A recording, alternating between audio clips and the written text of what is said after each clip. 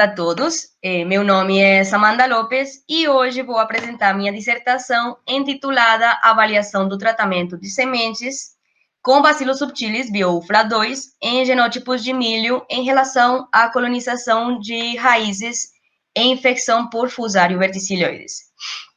Nesse projeto me orientou o professor Wellington Andrade e como co-orientadores teve os professores Flávio Madeiros e João Cândido.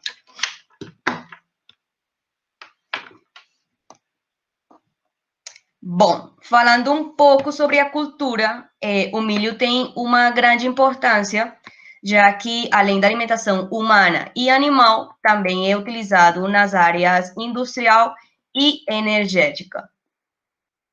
Quanto à produção, vemos que o Brasil é o terceiro maior produtor mundial, superado apenas pelos Estados Unidos e a China. Dentro do país, o milho é o segundo grão mais produzido depois da soja. E quanto ao consumo, é igualmente posicionado como o terceiro país na escala mundial.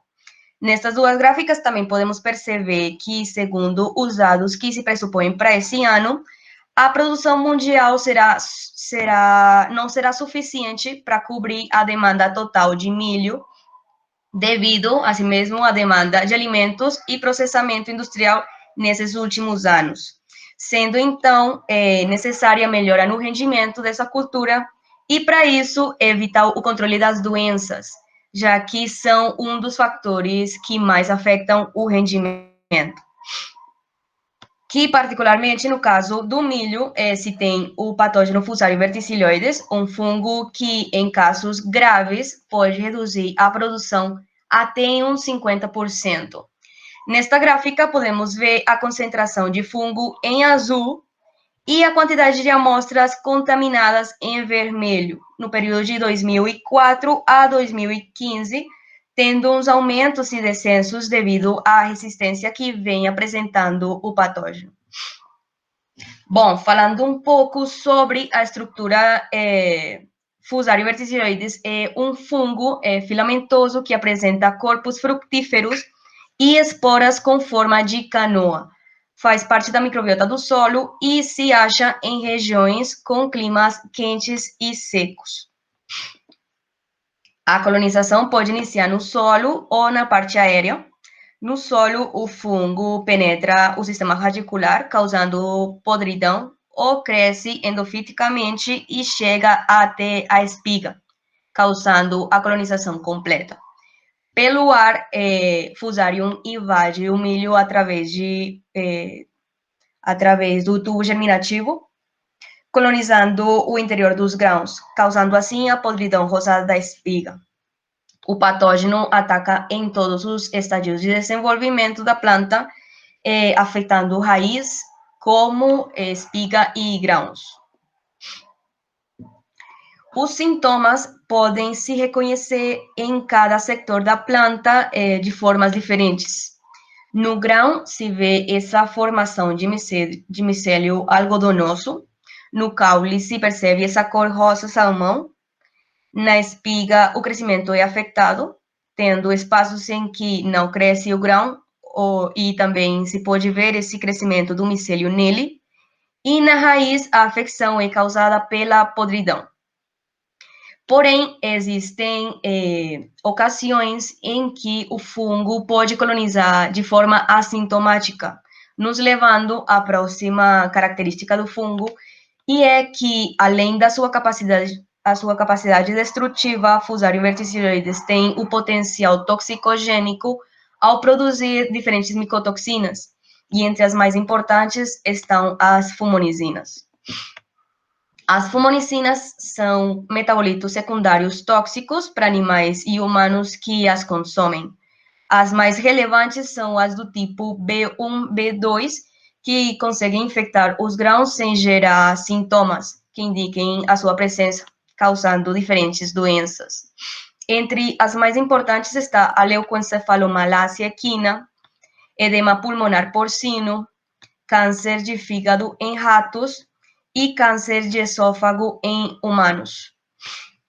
É por isso que a União Europeia fixou diferentes concentrações máximas permitidas de fumonizinas em vários produtos de milho, apresentando maior restrição nos alimentos de consumo direto. No Brasil, a Agência Nacional de Vigilância Sanitária também limitou essas concentrações em produtos à base de milho. Pelo que o controle deste patógeno é essencial para evitar as perdas pelo ataque e também a ocorrência destas micotoxinas nos alimentos, evitando as doenças no consumidor. Para isso, se tem usado compostos químicos antifúngicos que controlam a incidência, embora esses compostos liberam resíduos tóxicos que, além de prejudicar o ambiente, ficam nos grãos, podendo afetar a saúde do consumidor. Também se tem demonstrado ação mutagênica nas plantas e em patógenos aumenta o grau de resistência, pelo que, no transcurso do tempo, esses compostos não terão a mesma eficiência. É por isso que, nos últimos anos, se tem aumentado o uso de compostos orgânicos no mundo, potencializando o método de controle destes fitopatógenos de forma ecológica, segura e efetiva. A utilização de micro-organismos antagonistas dos fungos toxicogênicos, como é o caso de Fusarium verticilloides, tem demonstrado bons resultados ao indicar a redução ou eliminação dos contaminantes por micotoxina nos alimentos, além de controlar a incidência deste patógeno nas culturas. E entre os micro-organismos mais promissores para o tratamento de Fusarium verticilloides, destaca-se Bacillus subtilis. Bom, Bacillus subtilis é uma bactéria gram-positiva de crescimento rápido, com grande capacidade de produção de compostos antimicrobianos, alta capacidade competitiva e de sobrevivência, já que tem habilidade de formação de endósporos, uma estrutura que confere adaptabilidade a condições ambientais adversas. E também tem uma grande diversidade metabólica que está associada à promoção do crescimento vegetal e controle do patógeno. O biocontrolador apresenta diversas vias em que as cepas evitam o estabelecimento e desenvolvimento do fitopatógeno. Entre elas está a produção de antibióticos, como são os lipopeptídeos, também a produção de sideróforos, enzimas líticas, endotoxinas e, por último, tem a capacidade de induzir resposta sistêmica, ativando os mecanismos de defesa que se encontram latentes na planta. Para esse último, a bactéria precisa ter interação com a planta, conseguindo formar o biofilme na raiz.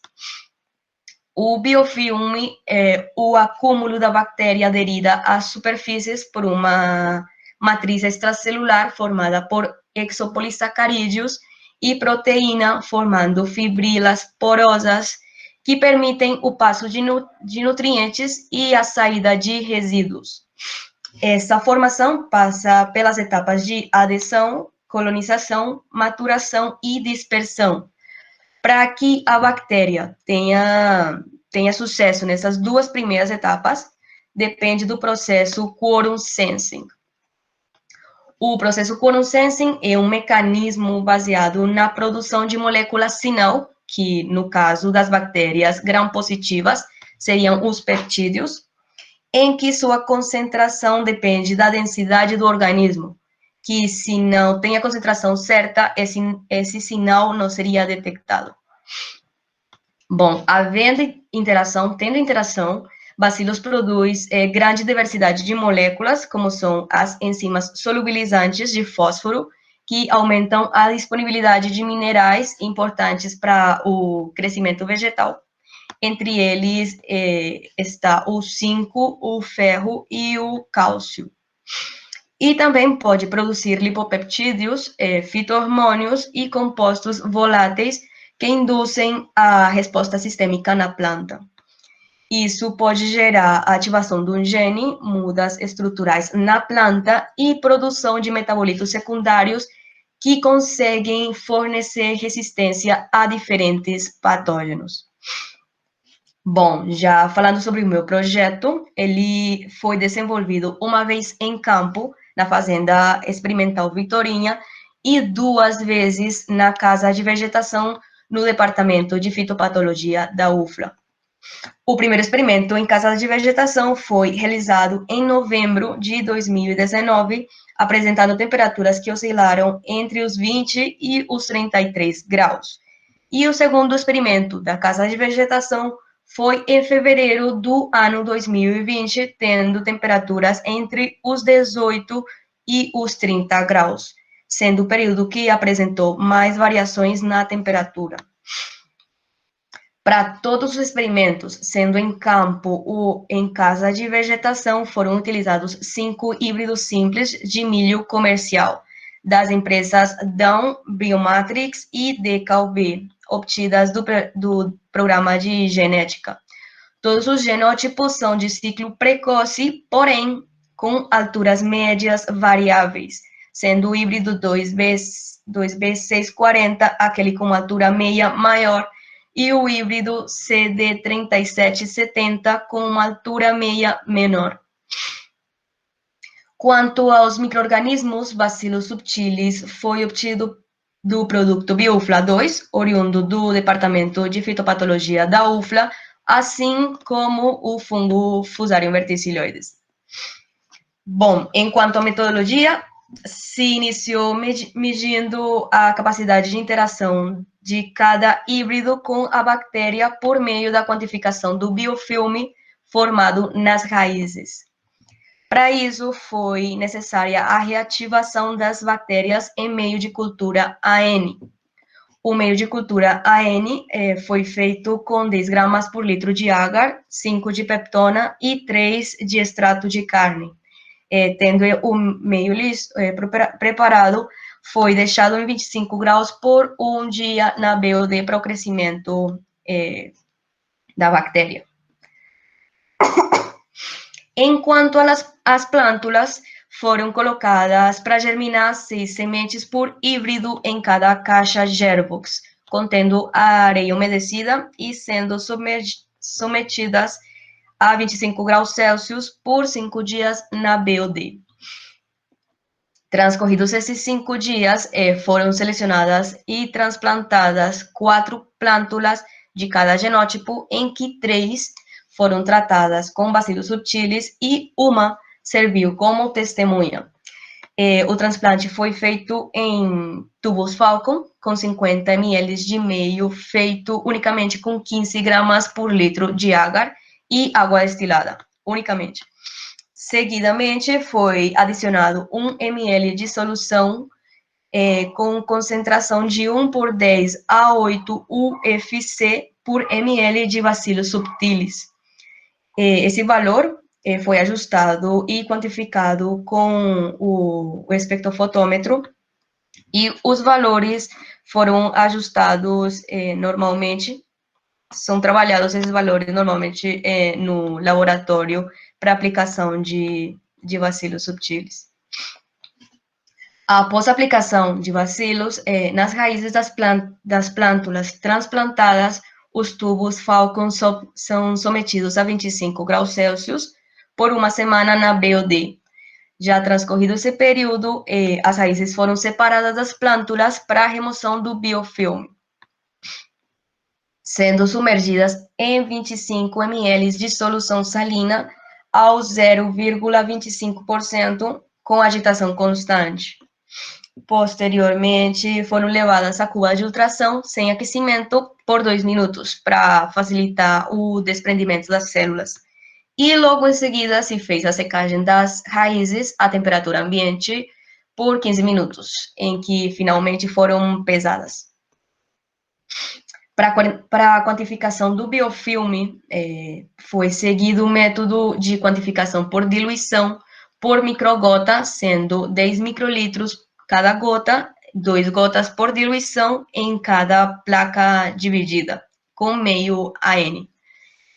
Após 3 dias na BOD, a 25 graus Celsius, foram coletadas as células, foram contadas as células formadoras de colônias, sendo considerada a quinta diluição para todas as amostras.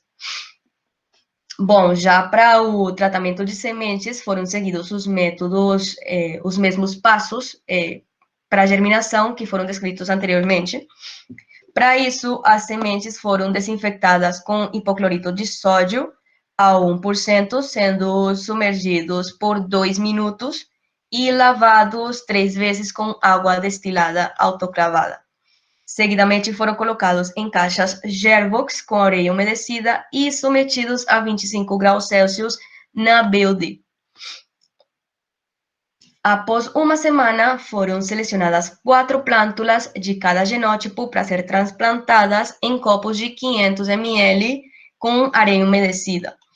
3 dessas 4 plântulas transplantadas foram tratadas com 1 ml de solução de Bacillus subtilis e a plântula restante serviu como testemunha, sendo adicionado 1 ml de água destilada.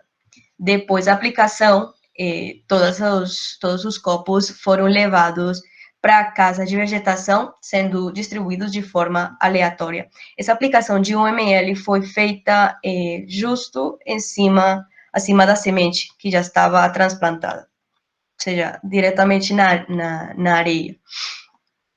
Em campo, o tratamento de sementes foi realizado 2 horas prévias à semeadura, sendo aplicado 800 ml por cada 100 kg de semente da solução. Aí se fez a relação, sendo pesadas as sementes de cada híbrido, fazendo essa relação de 800 ml para cada 100 kg de semente.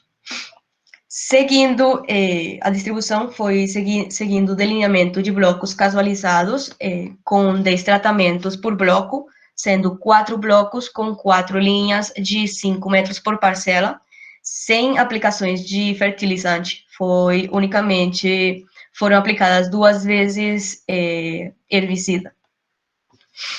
Tanto em campo como na casa de vegetação, a infecção por Fusarium verticilloides foi feita 2 semanas depois da semeadura. Para isso, se teve que reativar o inóculo de Fusarium, utilizando o meio de cultura BDA, feito com batata, agar e destrose. Seguidamente, foram submetidas a temperatura de 27 graus, com 12 horas de fotoperíodo, na BUD por 2 semanas. Para o preparo do inóculo, foram adicionados 20 ml de água destilada esterilizada sobre a superfície da colônia, removendo o crescimento fúngico. E a suspensão foi filtrada através de gaze. A concentração foi ajustada com o auxílio da câmera de Neubauer, utilizando a fórmula em que a concentração inicial é medida do número de conídeos contados, o volume inicial sendo o volume do inóculo obtido para a diluição, a concentração final, que é a concentração do inóculo a ser aplicada, que nesse caso foi utilizada uma concentração de 1/10⁵, e, por último, o volume final sendo a quantidade de solução a ser utilizada. Finalmente, o inóculo do fungo foi realizada na base do caule, realizando uma punção com um palito de madeira previamente submergido na solução de Fusarium. Os experimentos na casa de vegetação tiveram como tratamento a aplicação só de bacilos, só de Fusarium, a aplicação dos 2 micro-organismos e a testemunha para cada genótipo, sendo medidas as variáveis de comprimento aéreo e radicular e massa seca, radicular e aérea, e para o segundo experimento, em casa de vegetação, foi adicionado a variável volume radicular. Em campo, os tratamentos foram os mesmos que da parte aérea na casa de vegetação, só que as variáveis foram medidas em 2 etapas. Para a primeira etapa, sendo a primeira semana do experimento, se mediu o comprimento e massa seca da parte aérea, prévio à aplicação de Fusarium. pelo que nessas duas variáveis só se analisou o efeito de bacilos subtilis. E já na segunda etapa, posterior à aplicação de Fusarium, se avaliou a produtividade e podridão do colmo, fazendo essa medição no quarto mês do experimento. Para a variável produtividade, foram considerados o peso dos grãos e o número de grãos, em que, logo depois de ser trilhada as espigas das duas linhas centrais da parcela, os grãos foram pesados e, juntamente, foi medida a umidade, sendo ajustado o peso para a umidade padrão de 13%. Já para o número de grãos, foram coletadas 4 espigas por parcela, sendo contadas as fileiras e colunas de cada tratamento, e assim mesmo se foi tirada a meia dessas 4. Quanto à podridão do colmo, foram testadas 10 plântulas por parcela, registrando e coletando aquelas com sintomas característicos. Seguidamente foram levadas, aquelas amostras coletadas, foram levadas para o laboratório, em que foram partidas na metade para a esporulação em câmara úmida. A câmara úmida consistia em colocar a amostra previamente dividida em sacolas com papel toalha umedecido por 5 dias. Transcorrido esse período, se analisaram as amostras em microscópio para o reconhecimento de estruturas e, assim, identificar o patógeno que causou esses sintomas.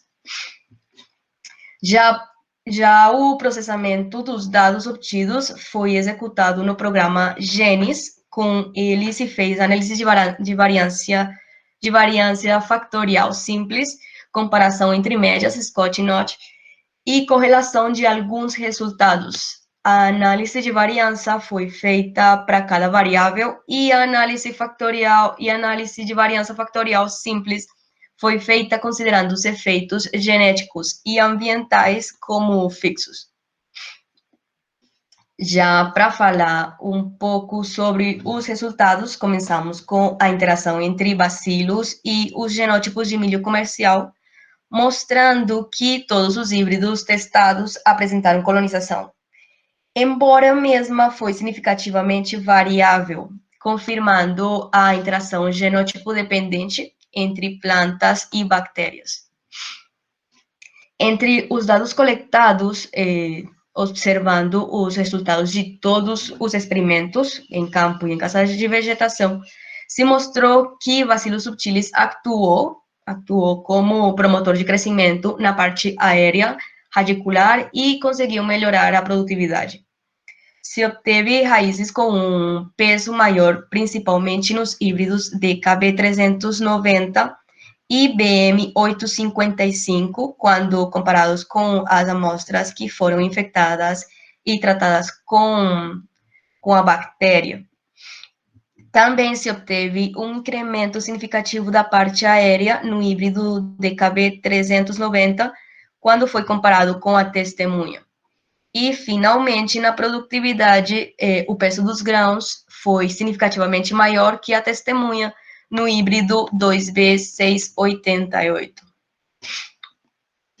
Esses efeitos podem estar relacionados à emissão de compostos voláteis, que induzem a promoção de crescimento, fotossíntese e acúmulo de ferro, além da estimulação dos genes responsáveis da produção de auxinas, envolvidos no aumento do peso.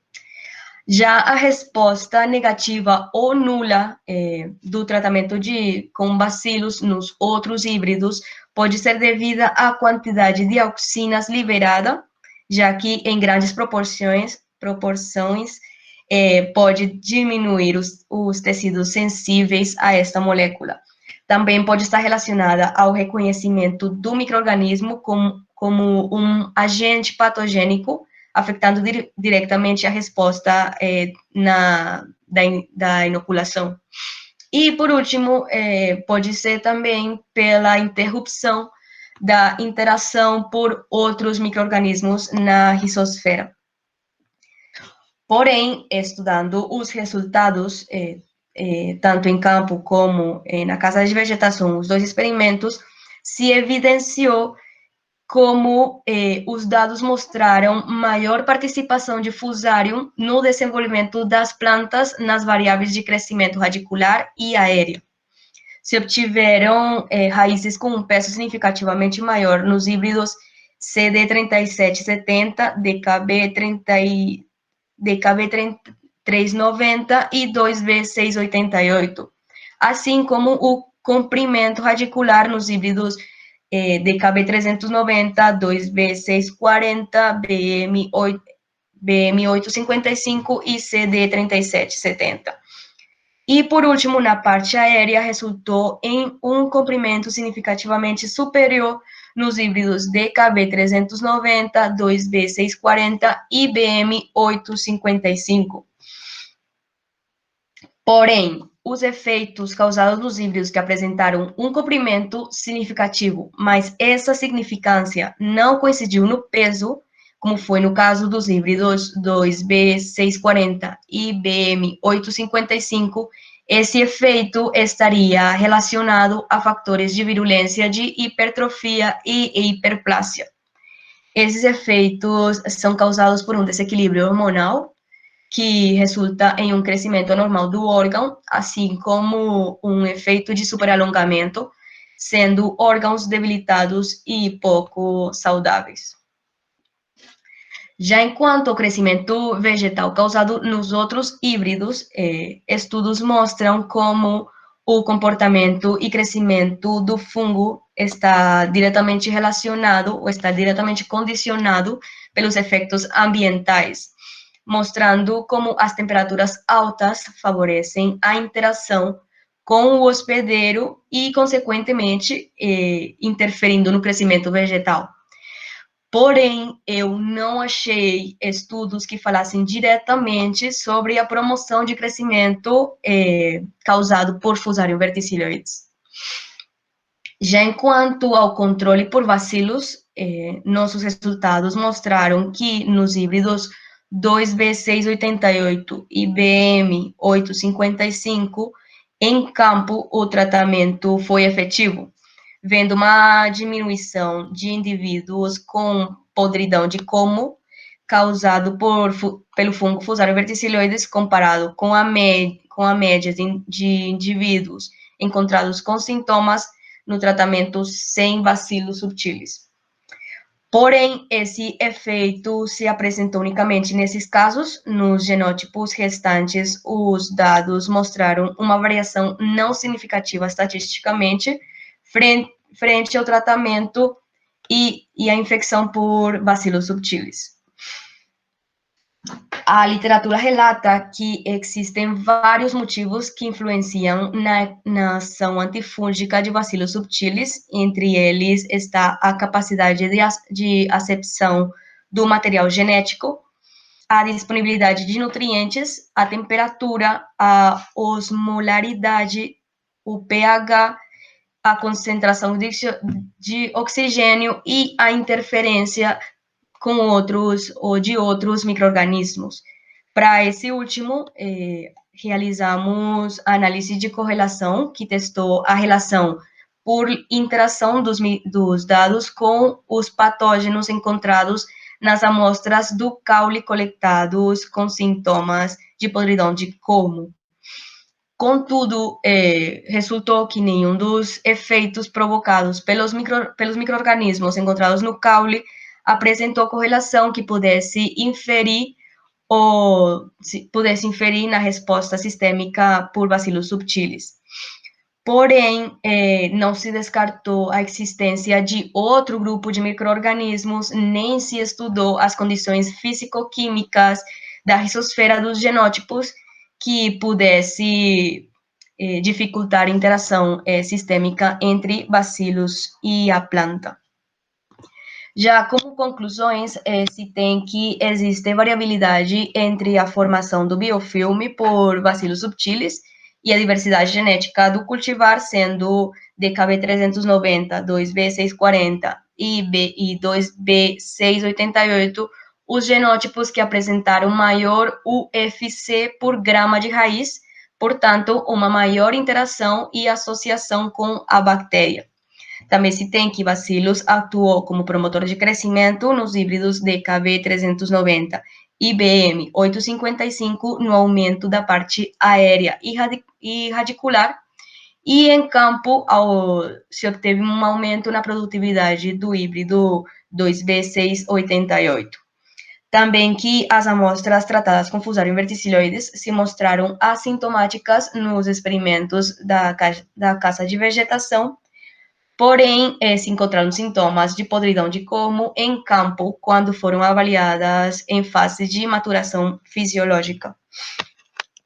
Também, Fusarium verticilloides se mostrou como promotor de crescimento em praticamente todos os genótipos, em pelo menos uma das variáveis de crescimento aéreo e radicular. Foram evidenciados os efeitos antifúngicos de Bacillus subtilis para o controle de Fusarium verticilloides unicamente nos híbridos 2B688 e BM855, e, por último, não se encontraram dados estatisticamente significativos que demonstraram o aumento na produtividade do milho tratado com Bacillus subtilis na presença de Fusarium verticilloides. Já como último, queria agradecer a CNPq, a UFLA, aos 2 departamentos de genética e de fitopatologia, assim mesmo os grupos de estudo, assim como as pessoas dos laboratórios, que realmente sem elas, como é o caso da Rafa, não teria conseguido muitos resultados, nem teria chegado em tantas conclusões. Para todos e pelo apoio também.